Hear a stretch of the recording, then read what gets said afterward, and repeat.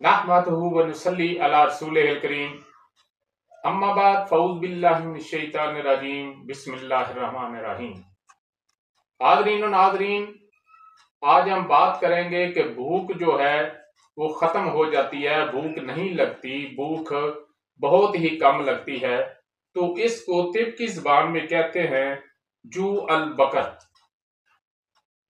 तो बकर जो होता है ये गाय को, भैंस को, बैल को, ऊंट को कहा जाता है।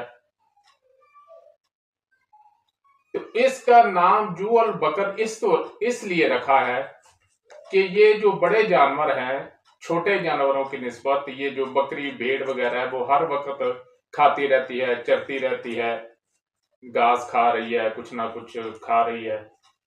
तो ये जो जानवर होते हैं बड़े, जैसे बैल है, गाय है, भैंस है, भैंसा है, ऊंट है, तो ये सुबह खाते हैं, उसके बाद फिर शाम को, यानी ये हर वक्त नहीं खाते रहते और फिर बैठकर जुगाली करते रहते हैं उसको हजम करने के लिए, यानी सब्र से खाते हैं। तो इसलिए इसका जो नाम है हुकामान ने जूअल बकर, यानी उसे तशबीह देकर जूअल बकर रख दिया है।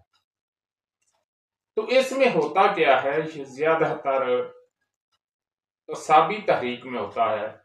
तो असाबी तहरीक में चूंकि उजलात जो है वो तस्कीन में होते हैं, और अगर मरस मदारज मरस चलता चलता आगे चला जाए तो फिर साथ तहलील का अमल शुरू हो जाता है, और जिगर जो है उसकी तहलील की वजह से ये मरज जो है वो आगे चला जाता है। तो इसमें होता ये है कि चूंकि मैदा जो है ये एक मुरक्कब उज़व है, याद रखें मैदा उजलाती नहीं है, मैदा एक मुरक्कब उज़व है। इसमें मस्कुलर टिश्यू भी है और गुद्दी सिस्टम भी है, यानी उजलाती सिस्टम भी है, गुद्दी सिस्टम भी है और असाबी सिस्टम भी है। तो सबसे ज्यादा जो अमल है वो चूंकि इसको हम गैर अरादी तौर पे ये काम करता है तो इसका तल्लुक उजलात से है। फिर गज़ा को पीसा जाता है, फिर उसको आगे जो है वो यानी कि गलाया जाता है। तो सबसे पहले जो अमल है मैदे का जो पहला हिस्सा है उसका तल्लुक उजलाती है, और फिर ये गैर अरादी हरकत, यानी गैर अरादी तौर पर हमारा इरादा हो या ना हो इसने अपना काम करना है। तो गैर अरादी पट्ठों के साथ इसका जो है वो सिलसिला जुड़ा होता है। तो चूंकि साबी तहरीक में उजलात जो है वो तस्कीन में है, वो काम ही नहीं कर रहे, तो जिसने गैर अरादी तौर पर उसको हजम करना है वो तो कमजोर हो गया है। तो पहले जो खाया है वो हजम ही नहीं हो रहा, क्योंकि ग़िज़ा को पीसना, उसको तोड़ना मरोड़ना ये भी उजलात का काम है। उसके बाद जैसे आटा गूंदा जाता है, पहले हम आटा पीसते हैं, फिर गूंदते हैं, फिर उसकी रोटी पकाते हैं। इसी तरह ग़िज़ा जो है ये उजलाती सिस्टम जो है कल वो उजलात के तहत इसको पीसा जाता है। उसके बाद असाबी सिस्टम जो है वो इसको गलाता है, जितनी ज़रूरत है उतना इसको पानी जो है वो फराहम किया जाता है।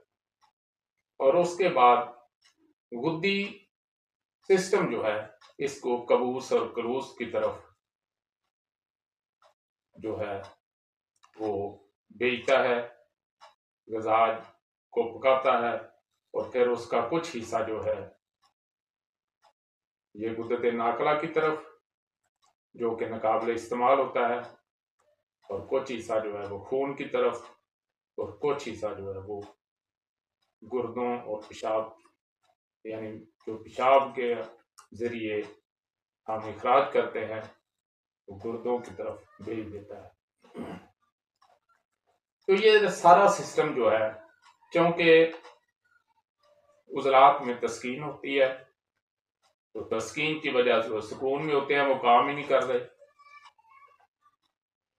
उसमें कमजोरी आ जाती है। तो फिर इसकी दवाई जो है वो तो वो मदारज मर्ज को समझते हुए मदारज अगजिया और मदारज अगजिया इस्तेमाल की जाएंगी। वक्ती तौर पर इसके लिए जो है जी नाजरीन, वक्ती तौर पर जो है उसके लिए उजलाती असाबी और उजलाती गुद्दी कहवा जो है वो बेहतरीन है। तो उजलाती असाबी कहवा के लिए मोटी इलायची और जरीश का कहवा जो है, जरीश और मोटी इलायची उसका कहवा, 2 छोटी इलायची डाल लें और एक चुटकी जो है बड़ी वो जरीश की डाल लें। और इसके साथ 3 नंबर कहवा जो है वो उजलाती गुद्दी है, 3 अदद लौंग और तकरीबन 2 पोरों के बराबर जो है वो इतनी सी दालचीनी हो जाए, 1 उंगल जितनी हो जाए बेशक, वो उजलाती गुद्दी कहवा है। तो ये दोनों कहवे जो हैं पीने से आपको भूख का जो है वो इंशाल्लाह एहसास होगा।